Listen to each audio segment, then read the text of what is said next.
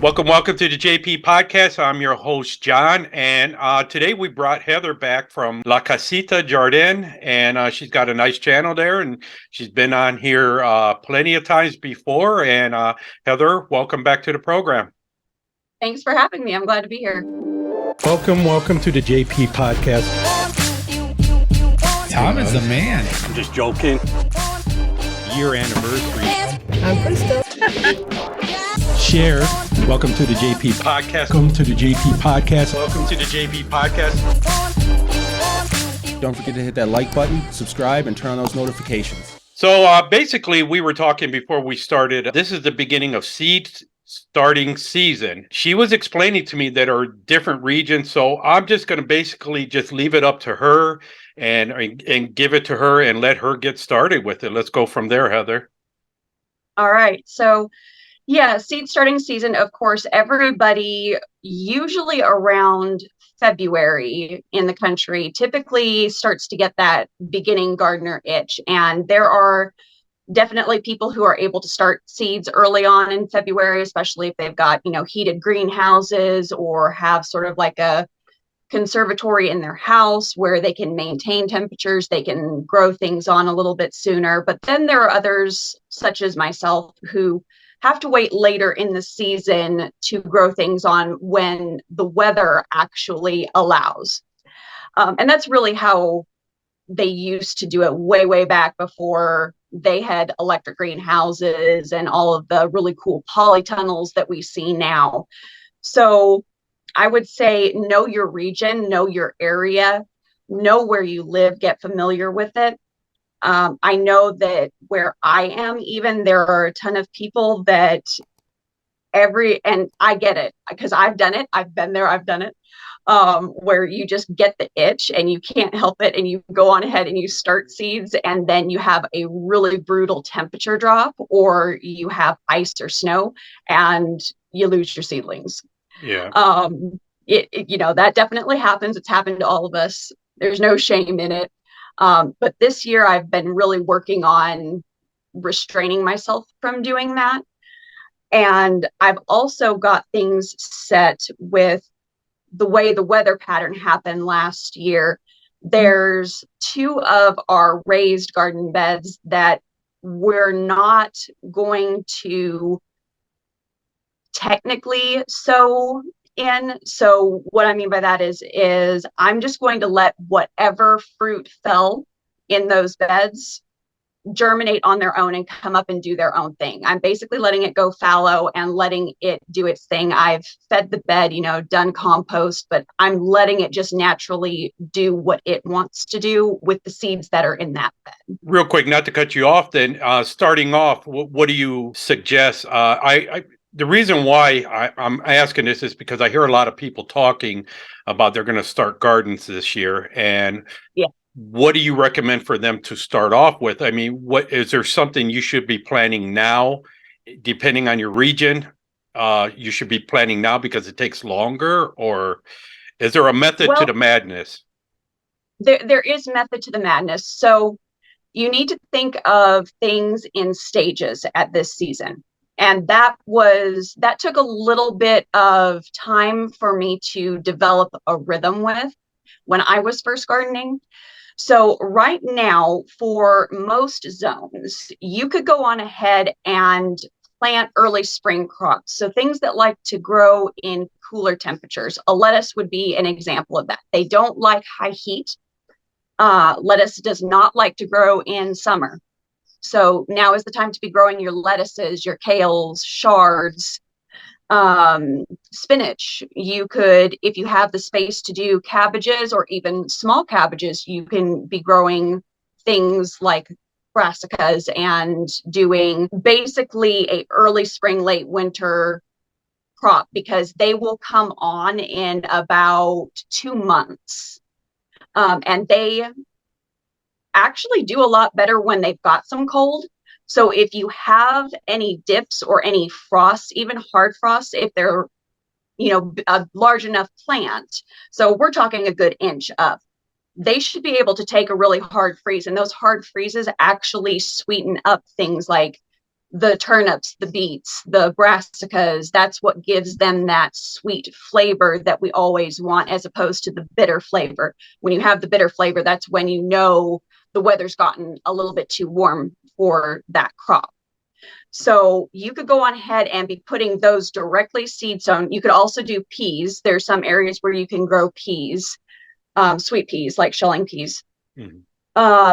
And then at the same time, so after you've got those guys in, so those guys are going to come up pretty early, anywhere from 40 to 60 days, roughly. Some can take longer depending upon the variety, but that's just a broad generalization, I guess. So right behind that, I could be starting my like tomatoes and peppers, because as soon as those guys are ready to be eaten and to be taken out of the beds, I can be putting the tomatoes and peppers into the beds when they need to be going into the beds, if that makes any sense.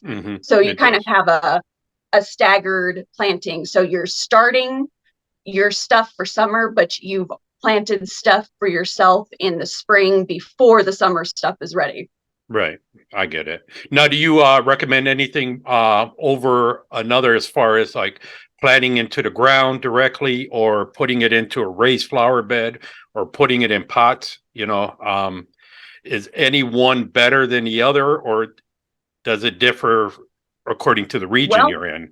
That's actually a little bit of a controversial topic, because that gets into, the people who are doing the big homesteading thing, the big prepper movement stuff, which I have great respect for.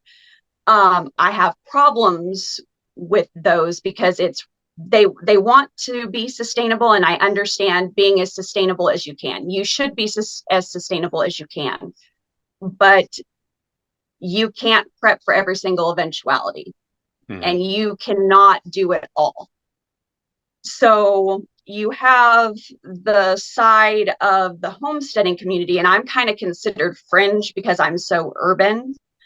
But you've got the big homesteaders who are saying, oh, well, you've got to have the goats, you've got to have the chickens to have the manure, to be able to do the composting, to be able to do the in-ground gardening, so that you have so many square feet of garden in order to produce all of your food. But the thing that I've noticed coming into 2023 is a lot of these very large homesteaders are starting to back off of the amount of things that they're doing, because it is too much for even just one family to do. So my beef the whole time has pretty much been, you could have a 40-acre garden, in ground, above ground, doesn't really matter, but you could have a 40-acre garden, and I could have a 3-foot square garden. If you mismanage a 40-acre garden, you're not going to have produce. Right.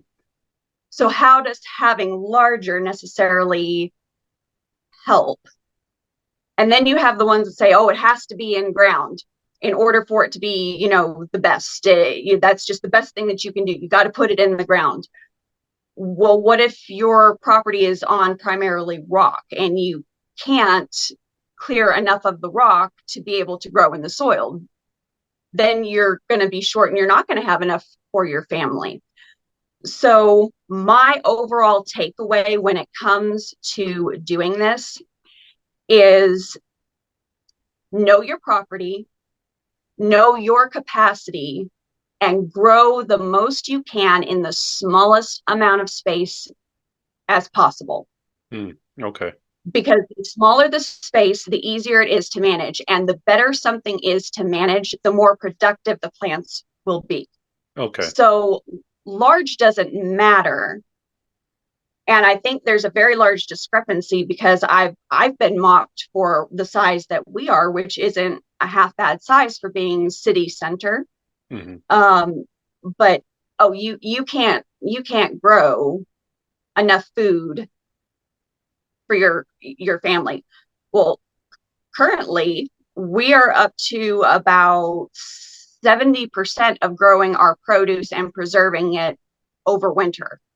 And that's even with the accidental freezer loss of some of our food that we had. Yeah, I saw that episode.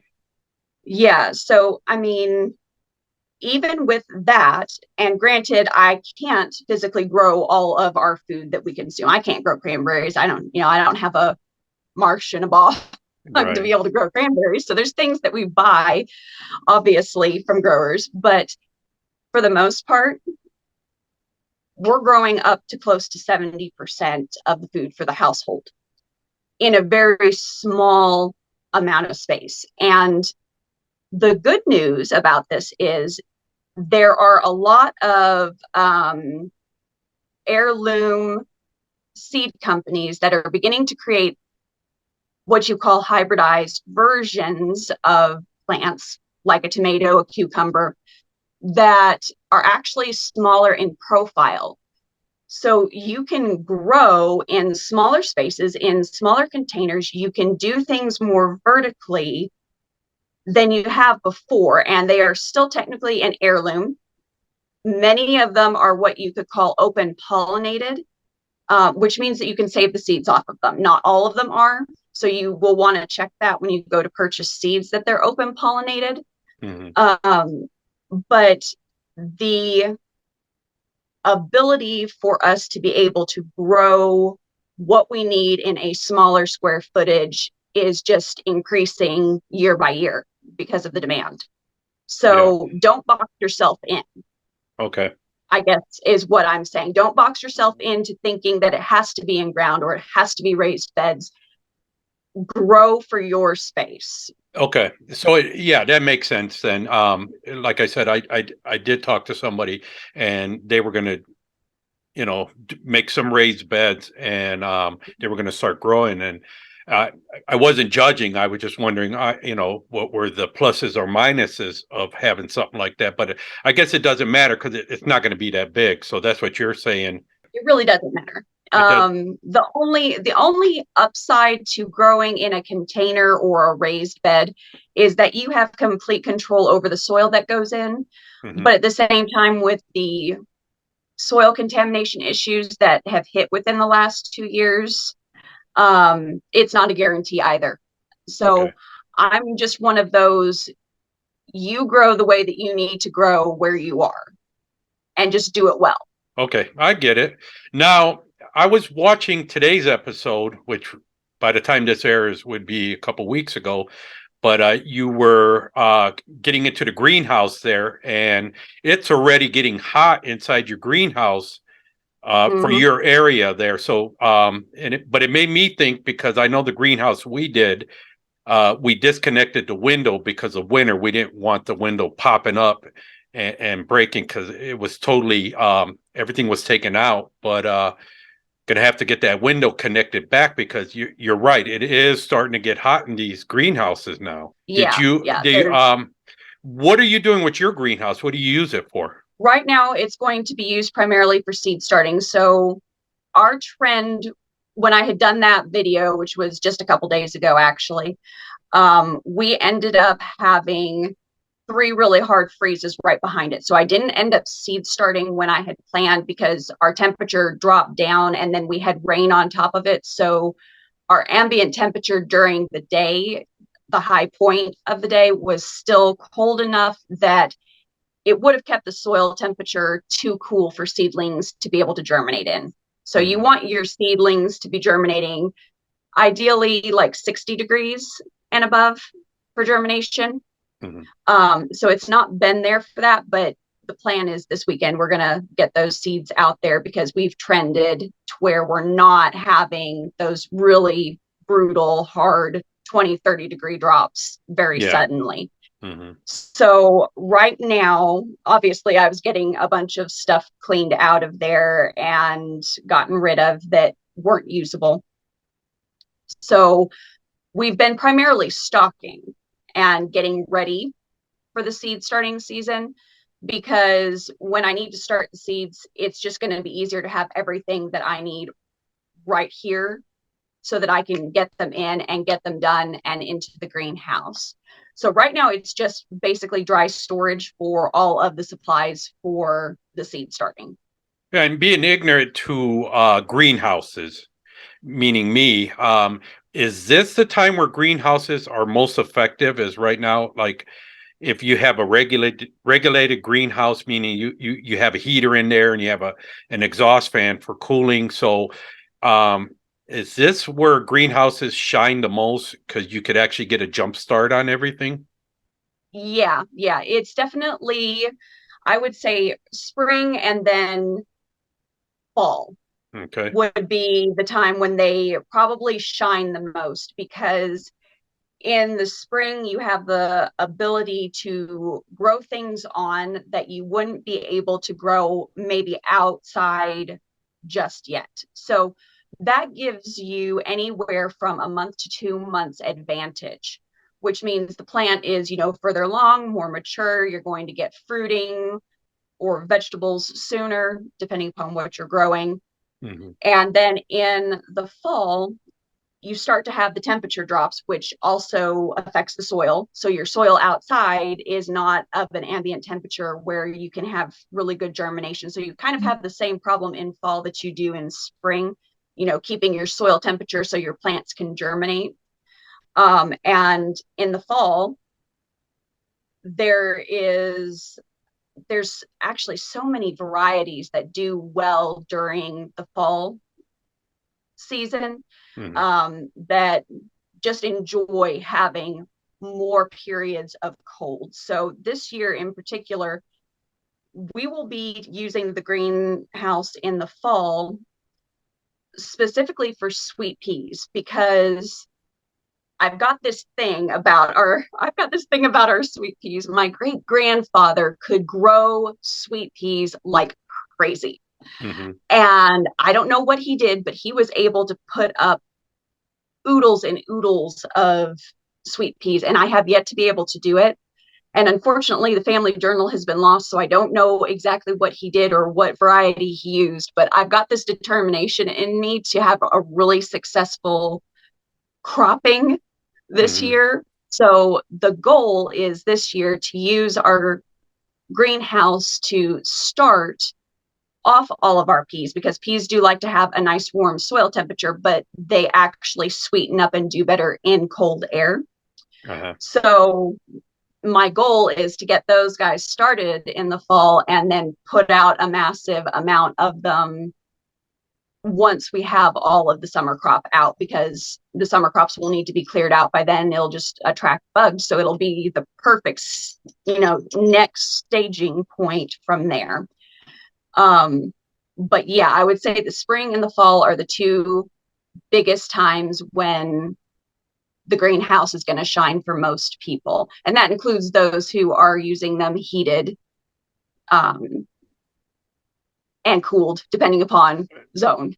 Right. Now you speak of zones. Are there actual letters or numbers to these zones? Are they called certain things? What is the US zones? Well, US zones, they range. We have anywhere from three, I want to say 3 to 10B is roughly the two that we have. So 3 being the coldest, 11 being the warmest, and obviously zone 11, those are the places where they have trees that are peppers. The peppers grow like a tree, Hmm. and they never die back because they're a perennial for them. There's nothing to kill them. Hmm. Peppers love warmth. And then you have places like zones 3, and that can even go up into Canada. Canada has like zones 1s and 2s. So we're talking about a really, really short period of growth, and probably definitely a need for more of a heated greenhouse. Hmm.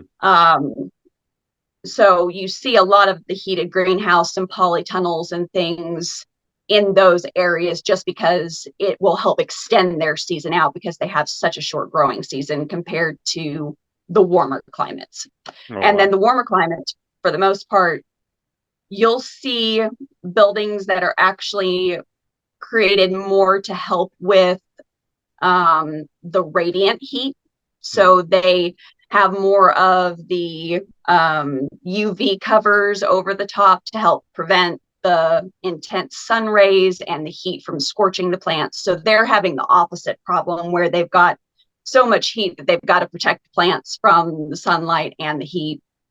It kind of just depends upon your zone, and you can find that out very easily. You can literally just pull it up on Google and it will tell you.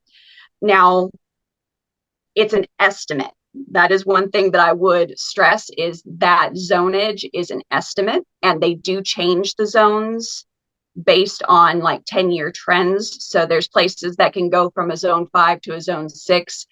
We are technically, at one point in time, we were a zone 7B, which should be way warmer. But when I was gardening, even though they had us labeled as a zone 7B, I was noticing that I was struggling because I was trying to follow those guidelines and they weren't working because it was just too soon. It was too cold. So I started going with being a zone 7A.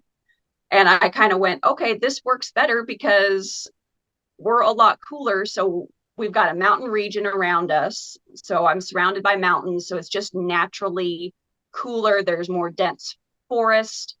So we're just going to hang on to that early spring cold that the lower regions of my state aren't holding on to. Okay. So just go on ahead and look, and then go to your local garden center and ask questions, because people at your local garden center are going to know. More than likely, they all garden, and more than likely, they've made the same mistakes that all of us have made of putting stuff out too soon or too late. So they can give some really good guidance there. And Heather, what about bare root planting? Okay, so bare root planting, what that means is you've got, for instance, we just ordered some bare root plants. We ordered in a blackberry, 2 different blackberries and blueberry plants. So bare root means that they are literally coming in with mostly just roots. It's a completely dormant plant, so you're not going to see any leaves unless it's suddenly broken dormancy in transit or something. And there's usually just like a little stick. And it pretty much looks dead and gnarly. You will see strawberry plants come this way as well. It's just all mostly roots, and it looks dead and like it's not going to do anything. So if you're planting strawberries out, that's one of the things that you will notice. A good example, let me see if I can get this on camera. So these are bare roots that we've got here. Flowers, because we're going to be building a flower bed. So it's literally just this long tape root here. It's nothing really to sneeze at. It might have a few little prickly growths like you see here. And it's just barely breaking dormancy. So the majority of your fruiting bushes, trees, plants are going to come looking like this. And spring is really a good time to be putting these guys in. And honestly, if you are wanting to have these types of things to grow on, they're some of the first things that I wish we had started planting, because they do take time to really develop and grow on. So blueberry bushes, it takes about 2 to 3 years. By year 4 and 5, that's optimal for harvest. Okay. So it does take fruiting plants longer of this type to really give you what you are looking for. So there's more patience required with these types of plants. But once you've got them in and once you've got them established, they're givers. I mean, they're there and they'll keep growing on. Oftentimes in the country here, you'll see blackberry brambles, and it's just one bush that's just gone nuts, that somebody let go nuts, and it's just this wild, untamed thing of nothing but blackberries, and birds live in there and all kinds of critters love it. So you can maintain it to where you want them. So if you don't want them wild and crazy, they don't have to be wild and crazy. If you have an area that you just want to let something like that bramble, you can just let it bramble, and then you can have all of that rich extra fruit. But putting things like that in the spring, I've just noticed that the plants in the long term seem to be a lot stronger, especially if you get them in before they break that dormancy and before they start sending out their little shoots, is basically what that is. Yeah, so definitely now is the time to be planting those, and that's considered a perennial, I believe. Yep, Oh, all perennial. right. So it lasts year after year. It comes Okay. back. And usually the bushes are quite beautiful in and of their own selves. So many blueberry bushes actually turn a really gorgeous shade of red and orange and copper in the fall. So you're not just Okay. getting fruit, you're also getting interest for your property. So if you're kind of looking for a dual purpose, Hmm. fruiting bushes and trees actually add a lot of beauty because you've got the blooms in the spring that will be coming out. You've got the gorgeous fruit in the summer that's happening. And in the fall, you've got the foliage color. Okay. So you're also adding, value in a different way to your home I too. didn't think about that. That's pretty cool because at one time I did plant like 7 different bushes. I wanted them all to do different or come out at different times throughout the year, but I didn't even think about one of those bare root, plants or anything like that. So, that's pretty cool. Do you have an episode on that? We will be doing an episode on that. We're waiting for the shipment to get in. So Uh-huh. we'll be showing more of what that looks like. Okay. And I guess my next question, Heather, is you have some videos on there that are perfect for starting out your season this year, right?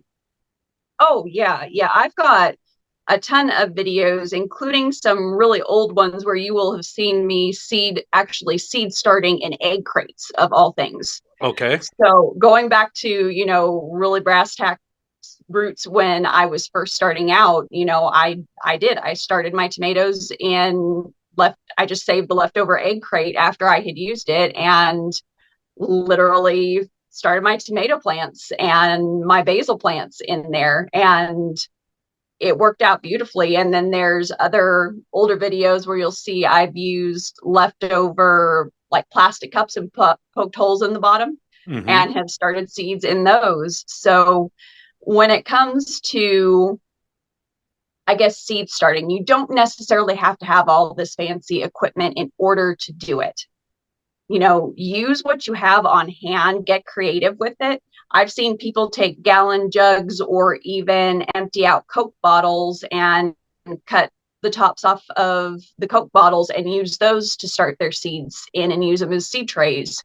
So, just because you don't have the fancy equipment or you can't afford that right now doesn't mean that you can't still have a very successful garden, because we're talking, I did it on a dime before I had Okay. equipment and Mm-hmm. things. So I guess that would be my main encouragement to anybody who's first time starting. Don't worry about having all of the things, because those will come in time and you'll figure out what you actually need versus what you don't. Well, thank you, Heather, for being on the show. I appreciate everything. And I'm sure you have a video for everything that we have talked about today. Like I said, a lot of people were coming to me and saying they were going to start this and they were going to start that kind of garden. And Yeah. if they have any questions, I just reach out to her in La Casita Jardin. I love watching your channel because you cover everything. I mean, it's from you were doing worm stuff. I forget what it's called. You were getting to, are you going to be using some of that stuff for this year?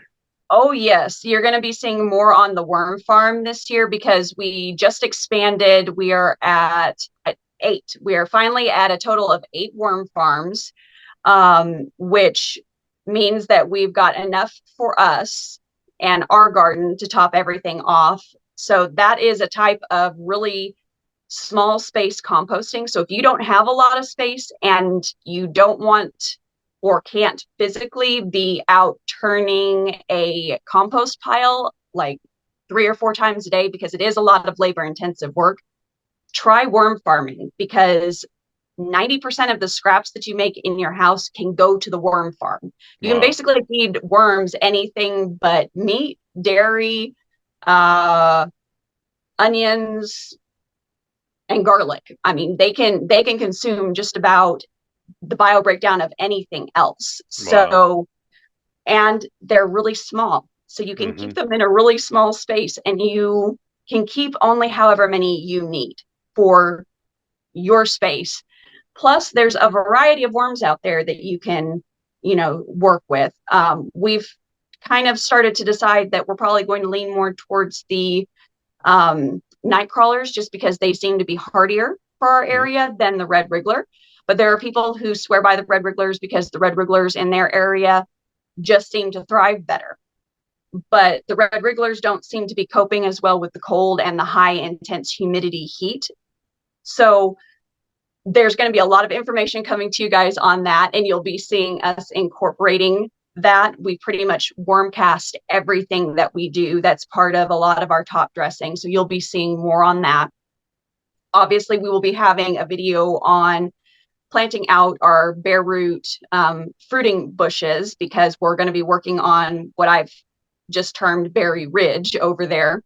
And I will also be talking about some soil testing, because we've kind of figured out that our soil back there with all the clay is a little off for what berries need. So we'll be talking you through what to do with that as well. And then that's not counting the fact that we're going to be expanding into flower gardens. So my mother's dream and her baby is actually going to be dropping probably about May. You'll be seeing those videos because it's construction. So we're going to be building in stages. So the video won't be done like in one sitting, so to speak. So you'll get to see that, and you'll get to see us messing with different types of flowers and rhizomes and what that looks like, and trying to create really a habitat, not just for ourselves, but also for a lot of the natural creatures that we've got kind of coming in. We're working on some hawk deterrent right now, but that'll come with a little bit of time. Well, that's awesome. Yeah. That's awesome. I appreciate everything. So please check out Heather. We'll be putting up her information, and Heather, if you end it here, we'll get out of here and get this thing over with. All right. Well, guys, if you have any questions or comments, go on ahead and drop them down below. We would love to hear from you. As always, keep it simple, natural, and essential. We'll see you on the next video. Bye.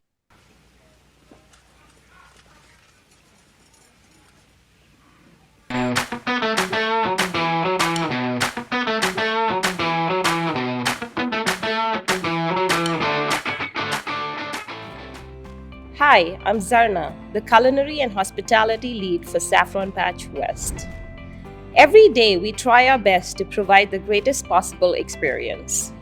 Our restaurant has the main dining area and several very large and beautifully decorated party areas. They're built for reunions, birthdays, and weddings. Our restaurant experience provides culinary delights from many parts of India and Far East. We almost have 100 items on the menu. Recently added Asian food with Indian spices. Excellent desserts are also provided for your pleasure. We also have an amazing weekend buffet at a very reasonable price. The buffet has dozens of choice selections. We also provide celebration spaces for special events.